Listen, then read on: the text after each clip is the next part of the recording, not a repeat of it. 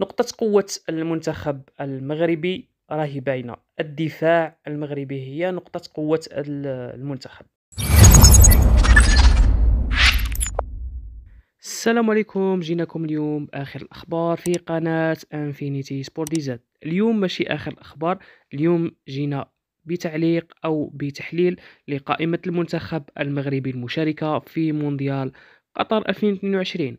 كان وليد الركراكي قد وضع القائمة والمكونة من منير الكجاوي في حراسة المرمى، وياسين بونو، ورضا تاغناوي.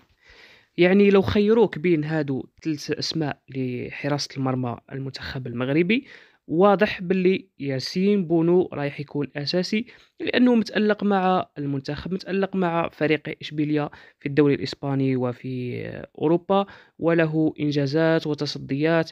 يعني رايح يكون حارس نمبر 1 في المنتخب المغربي، واضح هذا. في الدفاع كاين رومان سايس، أو غانم سايس عفوا.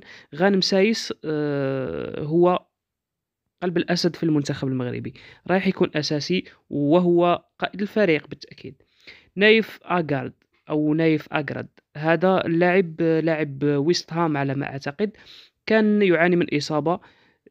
هو لاعب له إمكانيات كبيرة، لكن الإصابة ممكن تنقص في الإمكانيات تاعو، لكن رايح يكون أساسي بالتأكيد، لأنه بالرغم من عودته من الإصابة إلا أن المدرب استدعاه.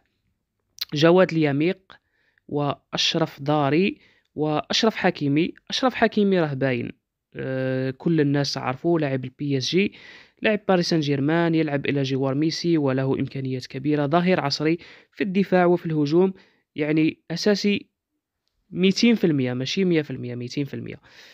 نوصير مزراوي اللاعب السابق لأجاكس والحالي لبايرن ميونخ، لاعب جيد جدا وممتاز. أنا نعتبر ياسين نصير مزراوي أفضل من حكيمي، خاصة من الناحية الدفاعية. له إمكانيات كبيرة، ويعني المواقف تاعو هي اللي سبت له المشاكل في الماضي، وكانوا طردوه من المنتخب، ولكن عاد بقوة. كاين يحيى عطية الله، بدر بانون أيضا راه باين، ممكن يكون أساسي بدر بانون. عز الدين أوناهي، سفيان أمرابط. هذا عز الدين أوناهي في الوسط. الآن رانا نحكيو على الوسط الخاص بالمنتخب المغربي. عز الدين أوناهي، سفيان أمرابط، سليم أملاح، عبد الحميد صبري، بلال الخنوس، إلياس شاير، وأمين حارس.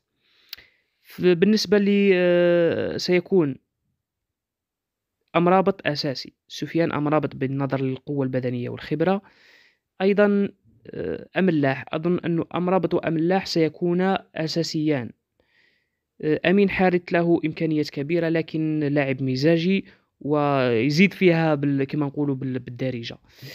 في الهجوم كاين حكيم زياش، وزكريا أبو خلال، وسفيان بوفال، عبد الرزاق حمد الله، عبد الصمد الزلزولي، اللاعب الذي كان لعب لإسبانيا ثم اختار المغرب بعد ذلك، يوسف النصيري، ووليد شديرة. اللي راح يكون أساسي أظن أنه حكيم زياش، بالرغم من أنه في الدكة في أغلب مباريات نادي تشيلسي، لكن عنده إمكانيات باش يكون أساسي وأفضل بمراحل من اللاعبين الآخرين، لكن يجب فرض الانضباط عليه، يجب أن يكون منضبط هذا زياش. أيضا بوفال سيكون أساسي على ما أعتقد. عبد الرزاق حمد الله، بالرغم من القيل والقال راهم يقولوا باللي مهاجم كبير وهداف، لكن الدوريات الخليجية ما تقيسهاش على الدوريات الأوروبية دفاعات المنتخبات الأخرى القوية جدا. أنا نقول باللي رأس الحربة سيكون يوسف النصيري، هو رأس الحربة الأول في المنتخب. لا أظن أنه حمد الله سيأخذ مركز أو مكانة يوسف النصيري. يعني ما تقارنش الدوريات الأوروبية بالدوريات الخليجية. يوسف النصيري يشارك في دوري أبطال أوروبا، في الدوري الأوروبي، في الدوري الأسباني، ويسجل وله خبرة كبيرة. يعني كان المنتخب كان عنده هذاك يوسف العربي، كان مهاجم رائع. الآن مانيش عارف اسكو راه غادي يلعب ولا حبس، يعني اعتزل أو انطفأ، شمعته انطفأت، مانيش عارف.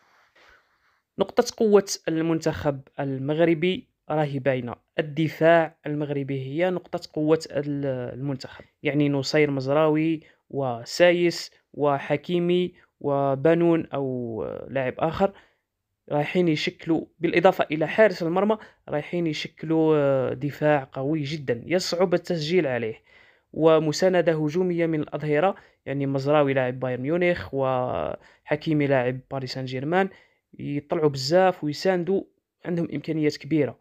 وفي الدفاع أيضا سايس عنده خبرة كبيرة، والحارس معروف. أظن أنه نقطة قوة المنتخب هي الدفاع، لكن نقطة ضعف المنتخب المغربي هي الوسط، وسط الميدان الدفاعي وحتى الهجومي نوعا ما، في غير لائق، غير لائق. ما عندهمش واحد الأسماء كبيرة مثل الدفاع، يعني حكيمي وسط ميدان هجومي أو جناح، راهو دكة وراهو بعيد عن المستوى بعض الشيء.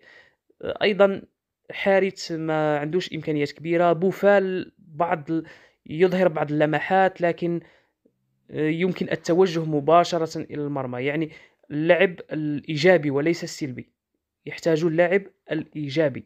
حمد الله ممكن كما قلت أنه النصيري رايح يكون في الهجوم هو الأساسي. ما ظنيتش باش حمد الله يجي اليوم ويديله المركز تاعو، إلا إذا كان المدرب جريء وشاف نظرة أخرى، يعني المدرب أدرى مني، ممكن يكون أفضل إذا كان شاف المدرب هذا.